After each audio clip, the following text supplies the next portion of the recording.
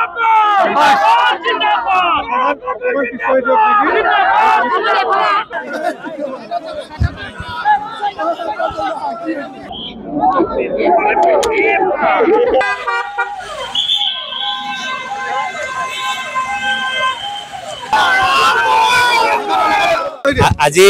প্ৰথমে আমাৰ সাংবাদিক বন্ধুসকলক আজি এই অনুষ্ঠানত যি অসুবিধা হ'ল তাৰ বাবে আমি কংগ্ৰেছ দলৰ পৰা আমি ক্ষমা বিচাৰিছোঁ।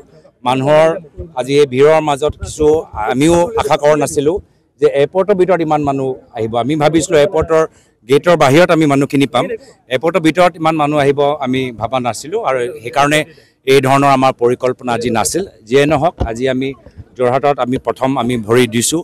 আমাৰ লগত আমাৰ বিধায়িনী দলৰ দলপতি দেৱব্ৰত শইকীয়া ডাঙৰীয়াও আহিছে, লগতে আমাৰ কাৰ্যকৰী সভাপতিসকল জাকিৰ হুছেইন চিকদাৰ ডাঙৰীয়া, আমাৰ ৰজিনা তিৰ্কী ডাঙৰীয়ানী, বিধায়ক প্ৰদীপ সৰকাৰ ডাঙৰীয়াও আমাৰ লগত আছে আৰু গোটেই আমাৰ বিভিন্ন আমাৰ অঞ্চলৰ পৰা বিধায়কসকল আহিছে, জিলা কংগ্ৰেছৰ বিষয়াসকল আহিছে, প্ৰদেশ কংগ্ৰেছৰ বিষয়াসকল আহিছে আৰু আজি আমি যোৰহাট ভূমি মোৰ নিজৰ ব্যক্তিগত ঘৰলৈ আহিছোঁ।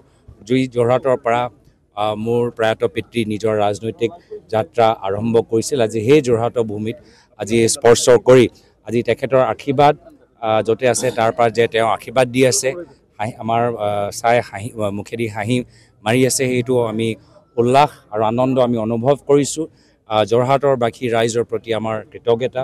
আজি যোৰহাটৰ ভিতৰত যোৱা লোকসভা নিৰ্বাচনত আমাৰ বিজয় নহ'লেহেঁতেন মই নাভাবোঁ যে এনেকুৱা এটা গধুৰ দায়িত্ব আমাৰ ওপৰত আমাৰ কেন্দ্ৰীয় নেতৃত্ব আমাক দিলেহেঁতেন। যিয়ে নহওক আজি আমাৰ যিদৰে ৰাইজ ওলাই আহিছে, আমি দলৰ সতীৰ্থসকলৰ পৰা যথেষ্ট মৰম পাইছোঁ, কিন্তু নিৰপেক্ষ ৰাইজৰ পৰা অসমৰ নিৰপেক্ষ ৰাইজৰ পৰা যিদৰে আমি সঁহাৰি পাইছোঁ তাৰ বাবে আমি অসমৰ ৰাইজক ধন্যবাদ জ্ঞাপন কৰিছোঁ। বহুত আমাৰ অসমৰ সমস্যাবোৰ ৰাইজ দেখিছেই, গুৱাহাটীৰ ভিতৰত কি ধৰণৰ কৃত্ৰিম বানপানীৰ সমস্যাও, উত্তৰ অসমত লখিমপুৰ ৰঙানদী নামবস্তিত কিদৰে কৃত্ৰিম বানপানীৰ সমস্যা হৈছে, বাক স্বাধীনতা আজি লাহে লাহে সাংবাদিকসকলো হেৰাবলৈ হৈছে। তো আজি এই ভ্ৰষ্টাচাৰ, লুণ্ঠন, ভয় ভাবুকি, চিণ্ডিকেটৰ এই পৰিৱেশৰ পৰা ৰাইজক মুক্তি দিয়াবলৈ আজি আমি সকলোৱে ইয়াত উপস্থিত হৈছোঁ। অসমৰ বিভিন্ন জনগোষ্ঠী জনজাতিৰ আশা আমি পূৰণ কৰিবলৈ আহিছোঁ।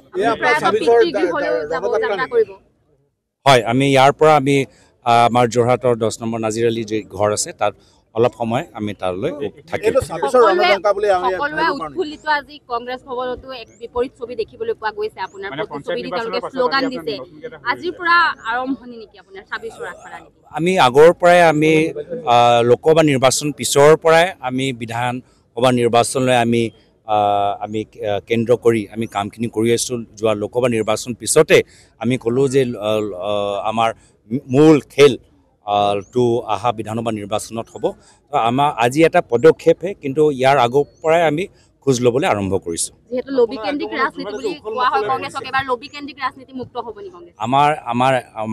আমাৰ কংগ্ৰেছৰ ভিতৰত এটাহে লবি, সেয়া হ'ল অসমৰ জনসাধাৰণৰ লবি।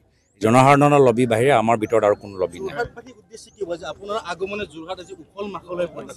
মই পুনৰবাৰ কৈছোঁ, যোৰহাট মোৰ ঘৰ, আজি ঘৰলৈ আহিছোঁ আৰু সেইকাৰণে প্ৰথমে নিজৰ ঘৰলৈ গৈছোঁ আৰু যোৰহাটবাসীৰ ৰাইজৰ পৰা যি মৰম আমি এইকেইদিন পাই আছোঁ, আমি তেওঁৰ ৰাইজৰ প্ৰতি সদায় কৃতজ্ঞ হৈ থাকিম আৰু অহা দিনটো আমি কলিয়াবৰ ৰাইজৰ পৰা মই নিজৰ ৰাজনৈতিক যাত্ৰা আৰম্ভ কৰিছোঁ, তাতো গৈ আমি ৰাইজৰ সন্মুখত আমি সেৱা আগবঢ়াম। ধন্যবাদ। আপুনি বিচৰা বাতৰি পাব কেৱল নিউজ 18 এপত। নিউজ 18 এপ ডাউনলোড কৰিবলৈ স্কেন কৰক এই QR কোড। গুগল প্লে ষ্টৰতো পাব এই নিউজ 18 এপ।